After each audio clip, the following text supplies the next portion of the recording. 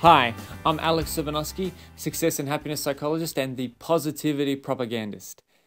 Today I'm going to talk about why I decided to create the free Happy New Year challenge. I've been asked that question quite a few times, and normally in my videos I have so much to get through that I'm speeding through them. People want to know the backstory. So I'm going to take my time a little bit today, still do this in quite a short amount of time, and give you the story. The short version to the big question: why did I decide to run the FHNYC? Because I'm nuts. The story of the challenge has always been one of leap before you look. Since the powerful challenges are great fun and dead easy, that must mean in order to balance things out, setting up this whole goodwill event would involve some serious bumps in the road. Yes, that's my car. The consequences have been a real pain in the neck. And the whole incident left me far from impressed. But when you truly decide to believe in your message, nothing will stop you. It all started on November 21, 2009. That was the day I stepped out of my own wants and into other people's needs. Insatiable inspiration. At the time, I was struggling for ideas to try and get my business off the ground. But of course, my brain didn't want to care about my business. It had something bigger in mind. A way to make a real and potentially massive positive impact. What I like to call pay it forward on steroids. But I did not want to do it. There just was not enough time. But my mind would not let it go. So I dropped everything I was doing and focused totally on creating it. I worked day and night to get it ready for the new year, and I did get it ready. And it was a great, fantastical, smashing, transformational success. Right? Wrong.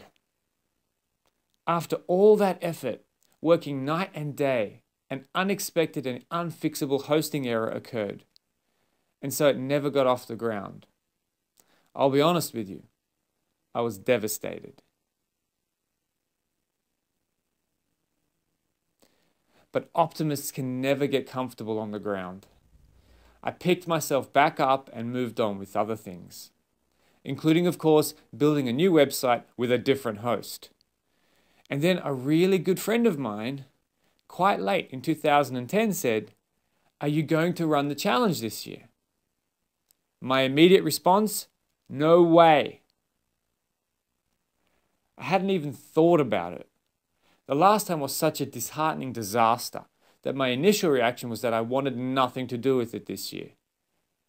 But he had put the seed there. And once again, I could not stop thinking about how it could really help so many people in such a simple, elegant, and profound way. Then there was the other catalyst too. The almighty big O. What would so-and-so do? Some people ask, what would Jesus do? Others ask, what would insert deity here do? I think what many people ask themselves these days is, what would Oprah do? Especially when she happens to be in your backyard causing all kinds of crazy happiness. I've always loved Oprah's big giveaways. Now I admit, when she's rabbiting on about cosmetics, I'm not that interested. But overall, she is a fantastic interviewer, speaker, and role model, and I've always found her big giveaway shows to be such a cool thing to do. She brought hundreds of people from the States to Sydney and set the whole place abuzz. That's pretty cool. And my mind said, you too can create something special if you're committed enough. But it's harder for me. My initial comeback to that was, sure, it would be easy if I had Oprah's budget. I don't have Oprah's budget. No one has Oprah's budget. I bet even Jesus would have to hit her up for a loan. And then it hit me. We can't all do a big give, but any of us at any time can do a big idea give. And that is what the FHNYC is all about. The spirit of the big idea runs through me, and I just can't say no to it. even when it's a massive pain in the neck. 12:45 p.m., December 25th, 2010. But my light was green. On Christmas Day, he ran through a red light and T-boned me. He was fine and I'll be okay, but I may lose my car. That car was like a member of the family and given to me by someone very special. It will be a real loss if I have to see it go. But the generosity and the memories around that car will always remain.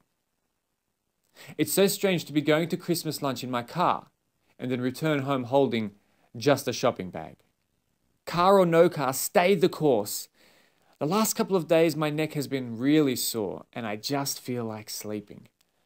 But I made a commitment to the FHNYC again, and I have to see it through, so I will get it ready. If you haven't already, make sure you watch the FHNYC video, which explains why I truly believe this is a potentially massive win-win-win idea. Join up and have a go. It's free. You've got nothing to lose. And if you can, please, do me an extra favor. Let your friends, colleagues, associates, weird neighbors, Oprah, Jesus, whoever it may be, know about the challenge. Even better, do it with them and raise a few bucks for something you really, truly believe in.